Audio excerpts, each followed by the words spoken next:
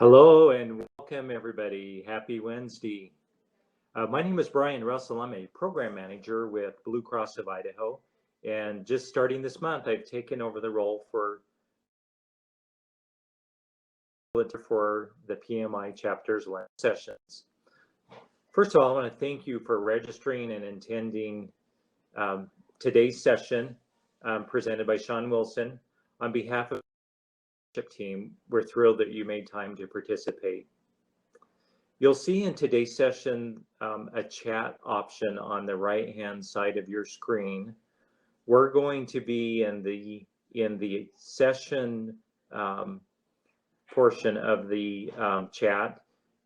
You may see the event space on the right-hand side. That's going to be closed here shortly. And so any chat feedback that you have, questions that you may have for Shawn, will go into the chat session or in the chat. Hi, everybody. So just quickly, just wanted to let you know, we apparently lost Brian there for just a second. So we're trying to get him back. I just texted him. I'm not sure he knows the system kicked him out, so that's unusual.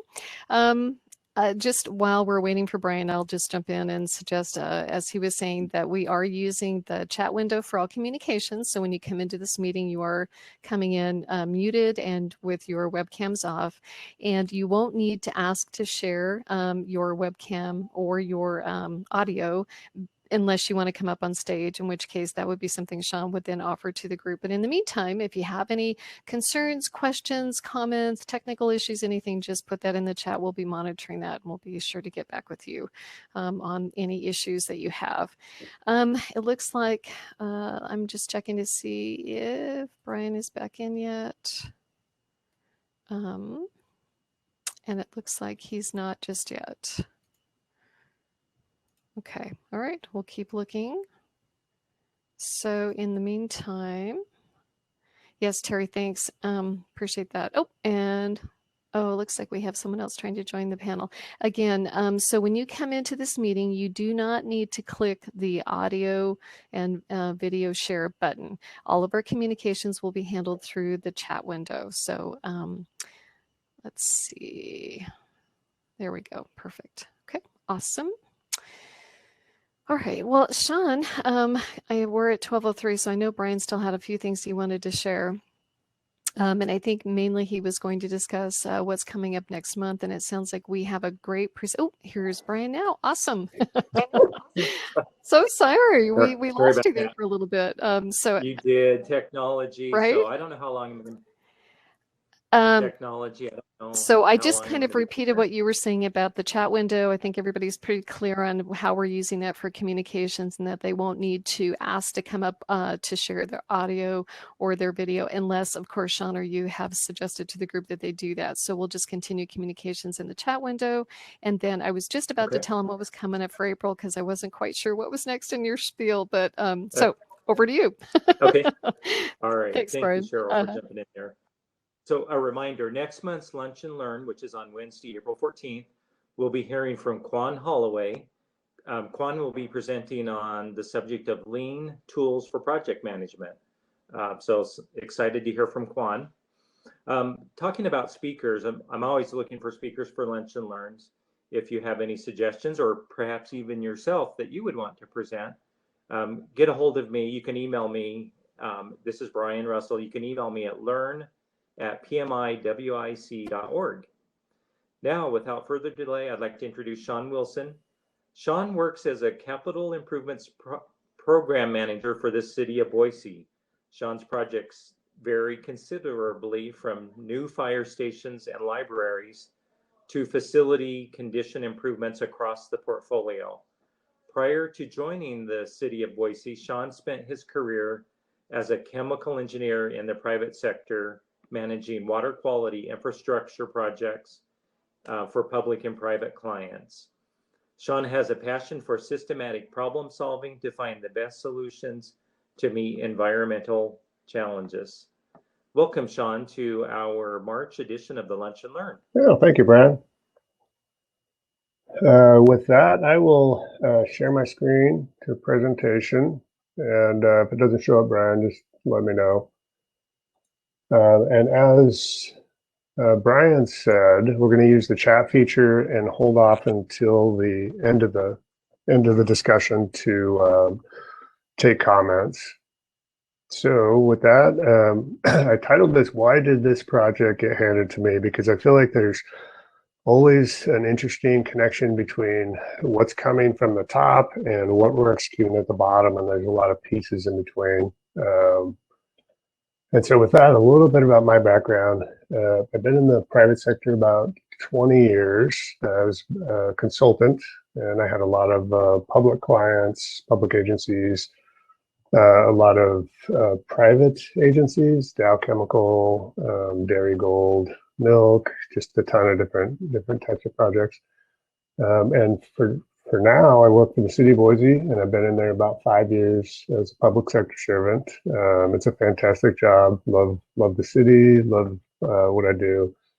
Most of my experience is utility management experience, so you'll see it's heavy when I talk about project management and program management. It's heavy on the capital side.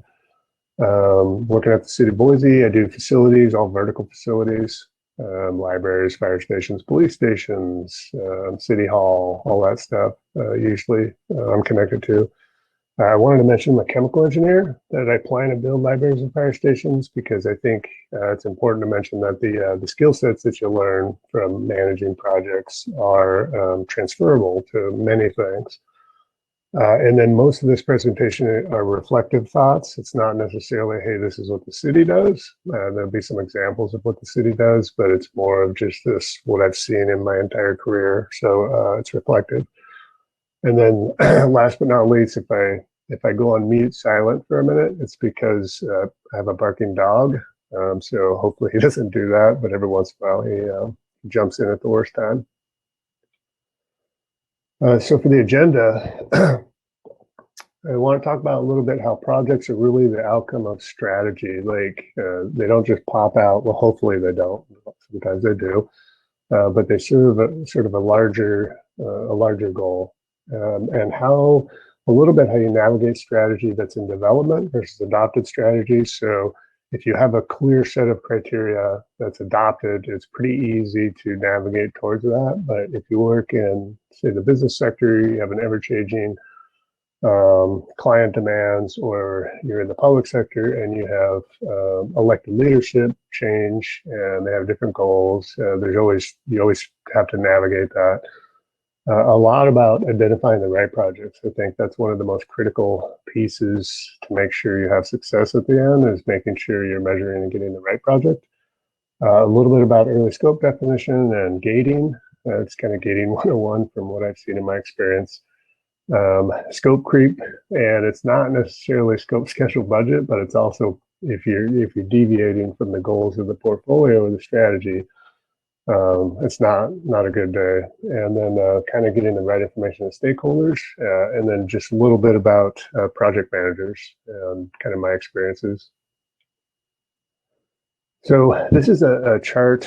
I mean, I've stolen it off the internet, of course, but it really resonates with me, kind of showing how these interconnections work between, I have a strategy and then I have a portfolio as you work down the chart, a portfolio that feeds that strategy. I have programs under that portfolio, and then I have projects under all of that. And the projects are kind of that tactical sort of, here's how you get outcomes. It doesn't always follow a pyramid. You could have projects under portfolios. You could have programs under the portfolios that can deviate, but this is kind of a really good example of kind of how that hierarchy works, and projects support the strategy of an organization or a business. So generally, these are kind of the three buckets and how I think about them. I know if you go to like the PMI body of knowledge, which I use a lot whenever I'm launching a new program or a portfolio, but these are kind of sort of the big ones that I see as important in each phase. With a portfolio, it's really the organization of the business. You want to make sure anything that happens aligns with your business goals. In public sector, it aligns with your service goals. If you've set a goal, as a city, I want X amount of acreage of parks per, capita, whatever that is, that's a service goal a public agency would have. It is the gating process for program and project selection. So everything's measured across it. And typically it's always managed cash flow, in terms of projects where we manage the budget. In terms of portfolios, typically managing cash flow towards your goals. Programs are, large collection of projects sponsored by an organization. And typically you build them because the interdependencies of projects or processes, they all work together, and you're managing a budget on a program towards the end goal. That's typically how I think of programs. Projects, pretty self-explanatory on that one, of course. You're delivering a product, or it could be a service, it could be an initiative, whatever it is, but it's a tangible thing that has a start date and an end date. You're tactically applying all your PM standards. And of course, you're really focusing on, hey, I got to get the right deliverables, and I got to do it in the scope and schedule and budget that I have. And a quick example, I think in terms of like energy reduction, this climate change, things like that are pretty common now. People are like, okay, we have a goal, and our goal is, hey, we're going to have 2030, carbon-free energy or whatever. Under that, you would have different programs to achieve that goal or whatever that strategy is. And, an example could be if it was energy reduction, maybe you have 3 programs that pop out, or if you have, one's energy reduction, renewable resources you're going to focus on, and then capital investments in your existing assets. And then within your projects category, each of those programs may have a series of projects that all feed up to that goal. So in energy reduction, maybe you're analyzing your existing uses, you're training your staff and tenants in use, so you're working on behavioral considerations. Renewable resources, you're looking at where do you buy your energy and how can you affect the portfolio of that to get more renewable energy. Or you could be working with your suppliers, your utilities, to influence what the future of the utility looks like. And then from a capital investment program, maybe you're doing the inventory of your buildings. You're looking for opportunities to invest in, high efficiency equipment, geothermal. What can I do within my existing assets to reduce energy? So, just a quick example on how I see connections are made between portfolios, projects, and programs. Of course, goals change. They always do. In the business world, you're constantly having to adapt. In the public sector world, you have changing priorities, depending on community needs. And so managing change is very important. So the challenge with public infrastructure lifecycle is things take a long time to get online. If you think about from the very beginning, your master planning, finding out what your assets are for a certain thing. It could be, maybe it's your fire department, maybe it's your wastewater system, but it takes a couple of years to figure out, what's the full condition of all my assets? What does the capacity look like in the future? What are the service goals of our community? How do I get ahead of it so I'm ready for the community 20 years from now, if it's growing? Then it kicks over to how do you pick the right projects and programs? That takes a couple of years. You're doing the alternatives and development. Again, tons of community engagement, getting the preferred alternatives, and then you actually go into implementation. You got to design it, you got to construct it. And, like I said, it's, I think in terms of heavy capital, because that's my experience, but similar things would apply if it's initiatives. You got to design the initiative and then implement the initiative. It could be a software project, whatever it is, but public infrastructure life cycles take a while.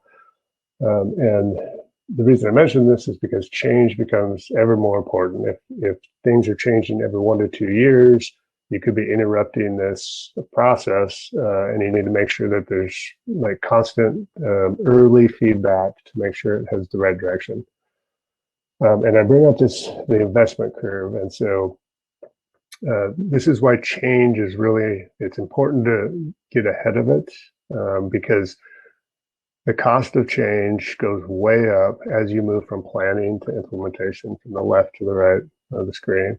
And your ability to make changes, of course, reduces exponentially as you move left and right. And so It really stresses the importance of the planning phase and making sure you have the right projects, you're doing the right thing. For the city, it's the right thing for your community, for a business, it may be for your customer. And so what I've found most of my career, that it's not easy, I'll just say that, like making sure you don't have major changes. But the one thing that always came up is focusing on the community, like, or it could be your customer, but during the early planning phase. So change is always going to happen, but it could be a drift, or it could be a course correct, and you always want to stay away from course corrections. And so the more authentic that community involvement is early on, identifying what the criteria and why you're doing things, the less course correction you have over the duration of large projects being implemented. And so just kind of stressing it, it's really community expectations. You pull information from the community, what services do you want? And then as you develop your programs, as you develop your projects, you push information back, and the circle has to maintain through the entire process in the beginning to reduce change later and to have a successful project and make sure the investments you're making are the investments that your community or your customers want. So identifying the right projects, early gating, it's super important right from the get-go, just as I stressed, that you get the right projects. And so how do you translate those community needs or your client needs into a way that you can quantify and make sure you're selecting the right projects? And so I stole this from a colleague of mine. I love this little graphic, but it's identifying the right projects. And so from a portfolio perspective, you're trying to make sure you're doing the right projects. And from a project management perspective, you're trying to do the projects right. So early on, alignment with your organization, your strategy is important. And then when you're actually in the tactical mode and implementing the project, of course, it's your fundamental project management skills, making sure you're doing the project effectively. And so one of the keys, I think probably the key thing that I've noticed is, if you're trying to figure out what the right project is goal quantification and building a business case. So this not only helps you with, what's the best project, it's what's the highest priority project. And there's a ton of ways you can do it. There's just regular net present value, NPV analysis, benefit cost ratios, risk and benefit analysis, multi-criteria analysis are pretty common. But it's that early buy-in from the evaluators on the criteria and keeping things data-driven. The more you can keep out the loud voice at the table, or you have 90% of your community wants one thing, but you have 5% of the other, and the 5% happens to be the loudest part of the community. You want to make sure that your criteria are actually quantifiable, and you're building a business case that represents what your community wants. And so what I always see is the highest value of goal quantification is you have very defensible decision making. Like, it's not based on anything going on behind any closed doors. It's transparent. It provides accountability. You measured what is the most highest priority for the community. You ask them, what service do you want? It becomes very accountable. And then it also creates consistency. It doesn't look like you have one thing going on over here, another thing over here. It creates a consistent path for decision making and for implementation of projects. Which, on another note, it helps both internally and externally. It helps with your community because, it's transparent, it's accountable, but it also helps internally. Like, one thing I've noticed a lot is, like, if you have different teams or different departments, different staff, and they have over in one, they're getting to do one thing, and you have another department or set of staff, and they're doing another thing, it really undermines your staff, your employees, the people that are trying to figure out, hey, how do I do the right thing? And so the right goals are, for me, have always been based on the pull side of what are the community expectations. And it's a lot of it's making sure you have representative of the community, you have statistical relevant inputs, you got enough of the community, you have the major stakeholders in the community, you're reaching out in different ways, you're talking to your least impacted, most influential people, you're talking to your most impacted, least influential people. You're making sure that you have a good, diverse representation in your community and pulling that information for your goals. So, service goals example, I pulled this from the International Infrastructure Management Manual, which in terms of using goal quantification for decision making, it's one of the best resources that I've found. It covers pretty much anything in life cycle decision making. Again, a little heavy focus on infrastructure, but I think either way it provides really good examples to help guide. And I probably should not have taken this off of their thing with copyright and everything, but I wanted to show an example. And what it really does is the indicators shown here, that's really what your input is from your community. What's important to me, and how do I measure success or priority of a project?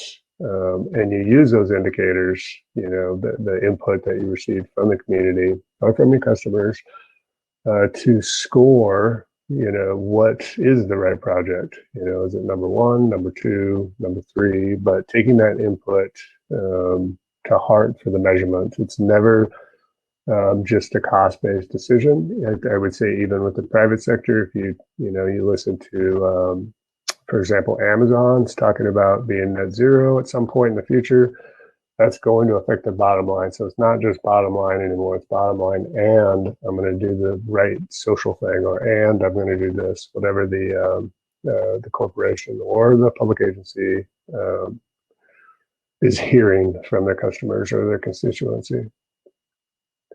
And so how do you connect that? It's really lining up those overarching goals to connect vision and strategy to the actual action. So, an example for a public agency, maybe, you have overarching city goal number one, and, there's a project that affects 4 of the goals within sewer and parks departments. And then you have project XYZ, and it affects, overarching city goal and goal number 2. And so it really, looking at the goals like collectively from the highest level, really can help you make sure that as you're measuring them, you are picking the right projects, making the best investments that you can make.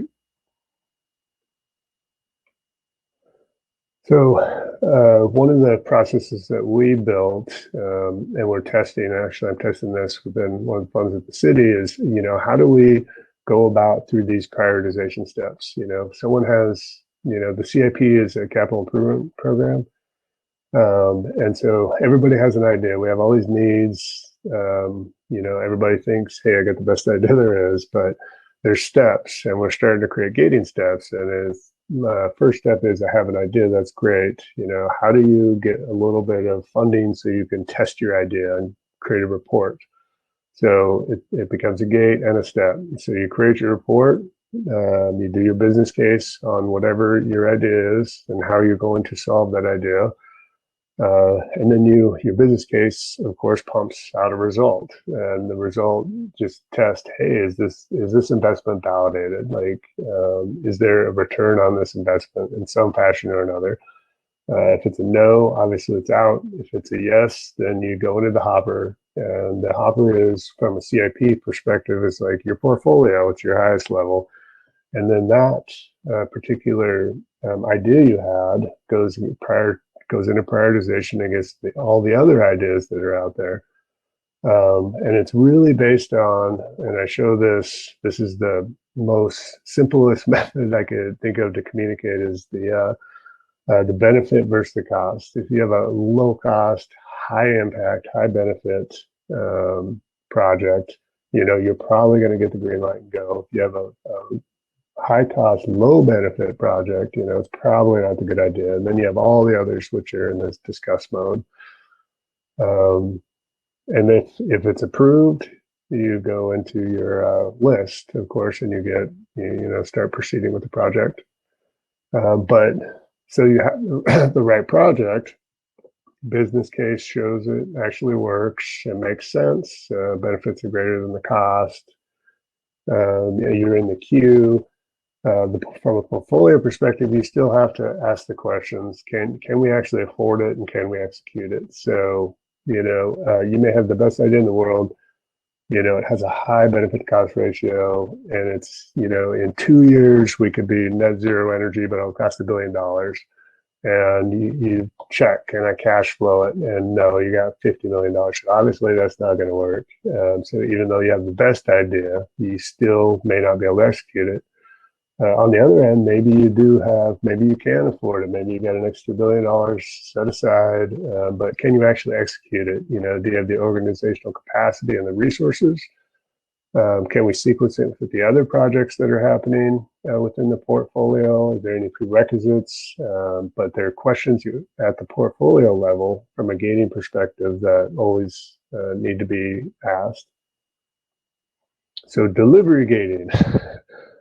You shall not pass, the classic Gandalf. Delivery gating is really important to get projects out from the get-go. So portfolio gating, you want to make sure you always have the right projects. Delivery gating, you don't want a project. No project manager ever wants a project where it's this squishy scope budget. You don't really know what you're achieving or why you're doing it. And so delivery gating is really important early in the project. And so this is an example. Actually, we're building a program for our Lander Street water renewal facility. It's off of State Street in Lander. We have a 70-year-old facility. A lot of the assets within the site are beyond their useful life. And so there's this major, over the next 10 years, it started right now, but it'll continue probably for another 10 years, of replacing those existing assets and, getting up to speed with regulatory, because the EPA requires higher water quality specification for the river. The valley's growing, so we have capacity increases, so you have all these drivers. And what we did with Lander Street is created a program, just because there's so many projects that are happening out there. We could have 5 going at the same time. They have to be sequenced right. We can't ever take the plant offline because it's an active treatment plant. But that really important step in the gating to make sure we have the right projects and we can get these done on time is that early phase, the project confirmation phase. We want to make sure we have our reports correct, make sure we know what we're doing before we actually jump in and do it.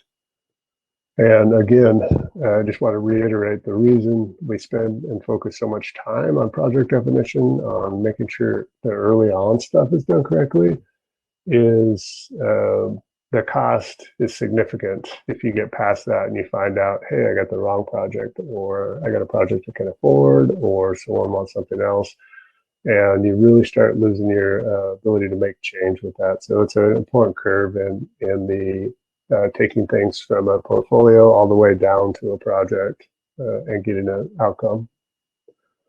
And so this is another quick example. Sorry, it's not the best slide, but one thing we've been doing at the city is the city is it's a medium-sized city. We don't have a formal PMO, like a project management office set up at the city.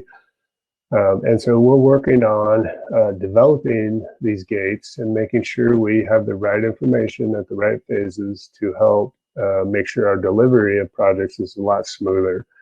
And again, a lot of the focus we've been doing is up in this upfront stuff, do a project discovery. Are we doing the right problem? What problem are we trying to solve? And are we picking the right way to solve it? And so doing our business cases, demonstrating that, yes, there is a need, and it's an important need for the city. And then all of this, of course, besides your fundamental project stuff, planning, executing, closing it out, doing your performance reviews, which I don't think is a PMI step. We use it in asset management because we think about the asset in the term of its entire life. And so the performance review is part of that step, leading more into the operation and maintenance, which is typically in a capital project like 80% of the cost for the whole life of it. And so program gating is a little different from project gating. It can become, in my experience at least, significantly more complicated because there's more parts. And so if you find, hey, I have 4 of the right projects, but they're all interconnected, a lot of times you're stuck, hey, maybe I have to take the second place or the third place project because it's more feasible for the delivery. I can't actually do 2 of the right projects at the same time, and I both need them in 3 years. But it's a lot more complicated and a lot more iterative, because when you go through your gating in the portfolio to make sure you have the right project, a lot of times by the time you lay everything out, you find, hey, I can't do it. You have to go back and say, hey, the right project's not going to work in this scenario. I need project B or C. But it becomes a lot more iterative, a lot more just complex to make sure you're getting the right set of projects so you're actually creating a successful program. And so one thing I've been working a little bit developing is, hey, how do we actually do this? We throw 5 projects into the hopper. We start testing our interdependencies, our sequencing. How do we package? How do we put stuff together? How do we align it so it doesn't affect, say, operations, whether it's a fire department or a wastewater system? And then really coming up with a program delivery plan. Hey, here's what we think we could do from a practical perspective. It's that single point of truth. Here are the scopes. We plug it in to the portfolio. It's we call it the utility approval, which is your higher level of your portfolio.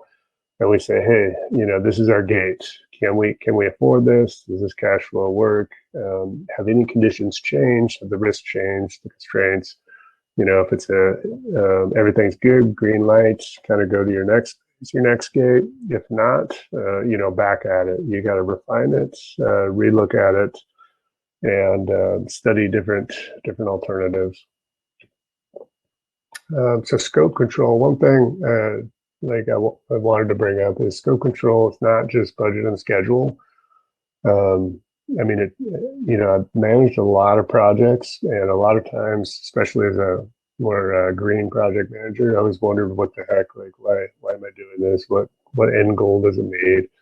But really, it's tied into those strategy goals. And, if you take the energy example, you have this different programs trying to reach this energy goal, which is your strategy.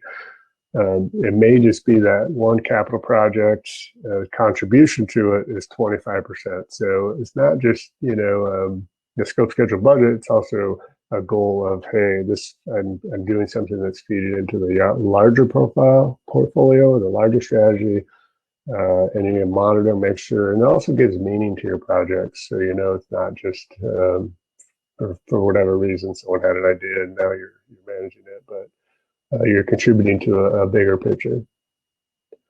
And so one of the last things, and this kind of all ties together on why these things are interconnected, is project reporting.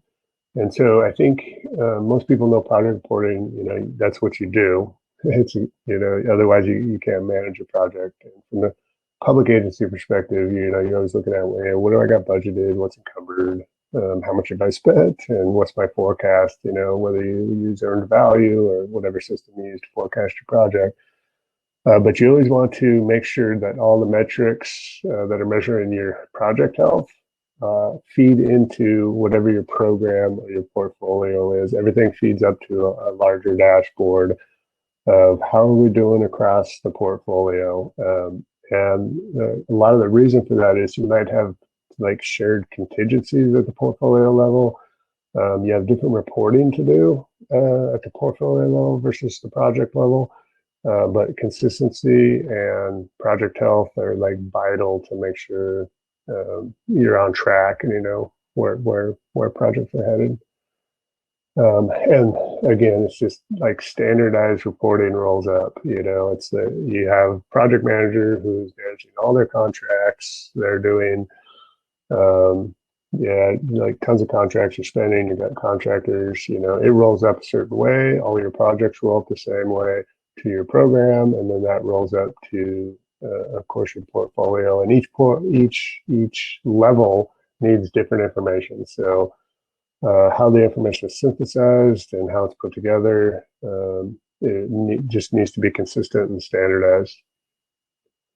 And to me, like the main reason is you need line of sight on your projects, and it provides transparency as well. And with line of sight, it really helps. It helps your managers or your portfolio level folks to be like, okay, we're struggling over here.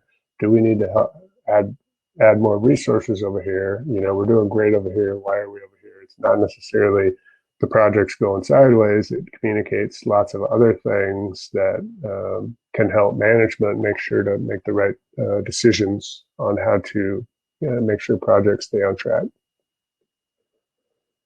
So project and program manager's role, I would say manage, scope, schedule, budget. Of course, that's the primary.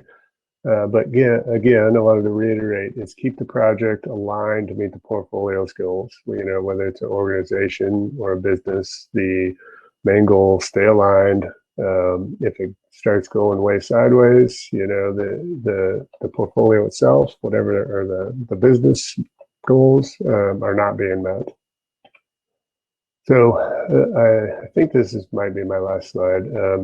It's one I always pull up because I think it's funny as heck. When I was starting off, I don't know, maybe 5 years into my career, I got this pretty substantial sized job, and I was a project manager. You know, it's a big deal. And I was just learning project management at the time, and so I noticed, you know, I had like 40 FTEs working on the project, and I noticed after a few months, I'm like, okay, I'm getting nothing done. And then I realized, hey, this is what project management is. You know, you're the quarterback. A lot of times you're the counselor because all your project team members need something. You have to facilitate everything. It's your job to keep it moving, keep everything driven. You're the risk manager. Nothing can fall apart under your watch. And lastly, change manager. You got to like make sure you're always on course, headed the right direction. So these are none of the skills that I don't think they teach in project management, but it's what I think I learned anyways early on as I started managing projects. So with that, I will take questions as soon as I get the app up again here. Yeah, what sort of questions does the team Shawn today? You can put them into the chat. Shawn, I really did appreciate your mention of change management on one of your earlier slides. That is something that's so often overlooked in my experience, that we don't think about how our team's going to incorporate changes to their process, to their technology, etc. So that's so critical that change management is part of the launch of any project.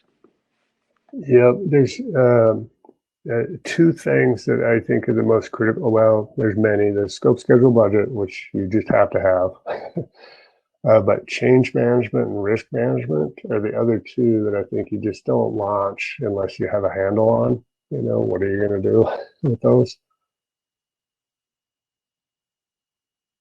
And David had a comment. Oh, thanks, David. I appreciate it.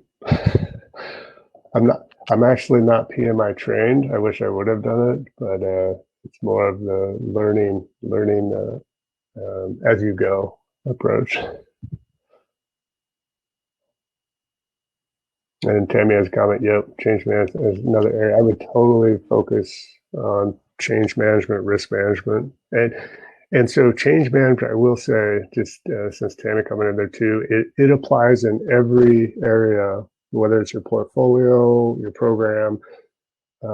These are all areas where there's going to be change in some fashion or another, and getting ahead of that can, you know, be the difference between success or struggling. Jennifer Ellis, who talked me into this presentation. My biggest hurdle is waiting for information to help from people I don't manage or not to say. What kind of tricks to use? That's a good question, Jennifer. So I'm a firm believer in persuasive, uh, influential support from people. So I always say you always have a couple organizational charts within an agency. You have the chart that they publish, which has, its typical hierarchy of everything. And then you have the informal org chart that's behind the scenes on how people actually work together and who has pull. And I think focusing on the relationships within an organization gives you like a lot of buy-in and leverage from people that you do not have authority over. And so I've spent a ton of time at every job I've had just making sure to have strong enough relationships where people would support me so stuff did not get held up. That's at least some of the tricks that I've done. You mentioned, so Terry says, hi Shawn, you mentioned you now have a PMO. Who's your audience for stage gate reviews? So we have a couple. What we're doing from a project level to make sure we have good scope definition and everything, we're doing self-gating, which is kind of, it's better than nothing. And so we're just kind of self-gating, filling out the forms, making sure, creating more awareness within our departments and other people who have great ideas. And from a portfolio perspective, we have a portfolio manager, and she is actually creating gates where department and directors come together and learn. They call it the starts pipeline. So, hey, we have 100 good ideas, and so the directors look at the ideas. Hey, this should it go in the pipeline? Should it not go in the pipeline? It's not super formalized or heavily bureaucratic or anything like that. It's more of just awareness and making sure that our leadership are talking together, knowing what's going on in different departments, thinking more portfolio versus individual silos. So it's been very successful, and we're super lucky. We have at the city, anyways, the best directors and leaders. They're just fantastic.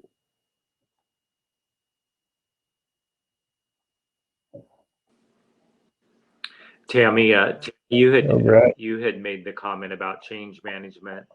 Coming up in our May and June lunch and learns, we're going to have a focus on change management.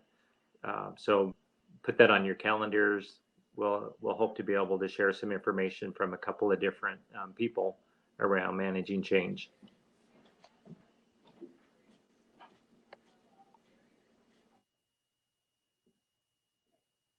It's a little bit psychology, a little bit project management.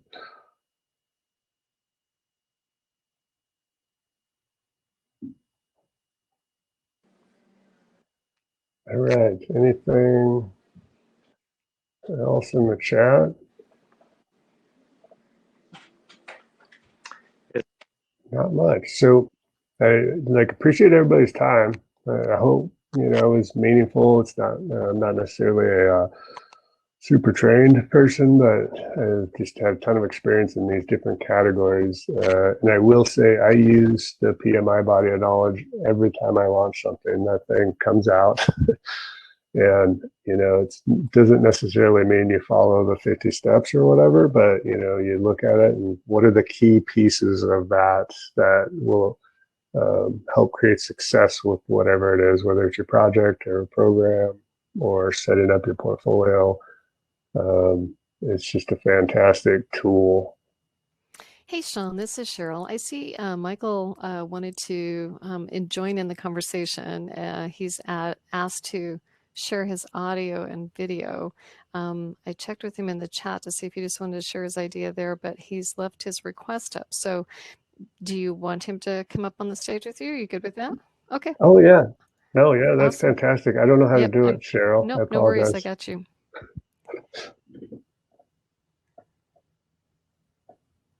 Okay, so I let him up on the stage, but let's see if he's still with us. checking the Michael. Yep, shows he's still here. And I did let him in, so I okay, well, maybe not.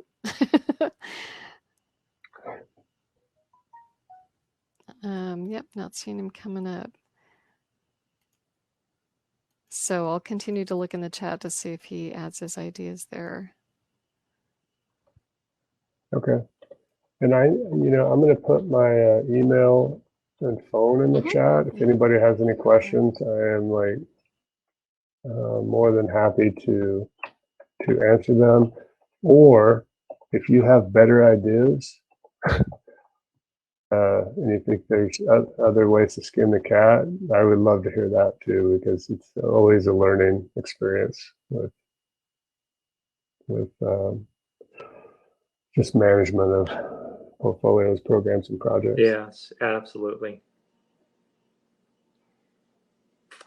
Well, if we have no other questions or feedback for Shawn, I do want to remind everybody that we will have, Cheryl will be sending out the presentation recording, the slides that Shawn presented, as well as information on how to record your PDUs for this event.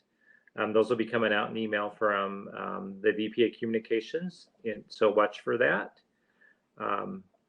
If nothing else, we will end the session.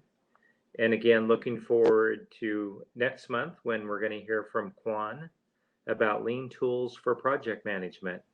Thank you again, Shawn. I know this was a lot of work, a lot of effort for you to put this together. We do appreciate it, sharing your knowledge and experience. Yeah, thanks a lot, Brian. I hope it's meaningful and there's a tidbit in there to help somebody.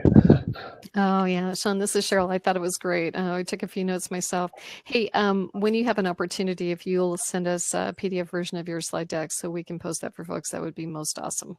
Okay, sounds good. I'll do it right after this. Cool. All right. Thank you, everybody. All right, Brian. So do you want me to shut everything down? You good to go? Yeah, we're good to go. All right. Thank you. Thanks, everybody. Thank you.